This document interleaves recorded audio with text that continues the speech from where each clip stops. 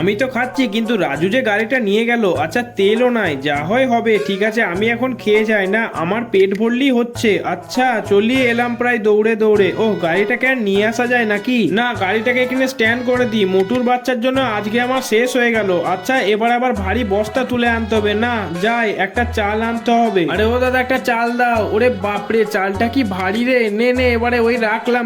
Scooty তো start হবে না, এবার কি হবে? ও চম্পা, আমাকে কেনই বা আজ পাঠালি, আর কেনই বা মোটুর কাছ থেকে আমি গাড়িতে নিলাম? ও হেঁটে হেঁটে আমি আলা হয়ে গেলাম। এ কি, আমার খাবার যে শেষ হয়ে গেছে? না আরো খাবার বানাতে হবে চাইলে, না হলে পেঁয়াজ খেতে খেতে চলে যায়। এই তো অনেক নুডলস আছে। আচ্ছা তেলটা গরম হয়ে গেছে, এবার ফেলে দিই নুডলস গুলো। আচ্ছা নুডলস মধ্যে কিছু ভিটামিন দরকার, তাই এক কাজ করি, এখানে অনেক শাক রাখা আছে, এগুলো ফেলে ভালোভাবে নাড়িয়ে নিই। রাজুর ওইদিকে কদ্দূর হলো কি জানি। আরে মোটু, আমার কথা আর ভাবতে হবে না, আমাকে যা করেছিস আর সকাল থেকে আমি জীবনে ভুলবো না। তোর গাড়িটা এই প্রথমবার নিলাম, আর জীবনেও নেব না।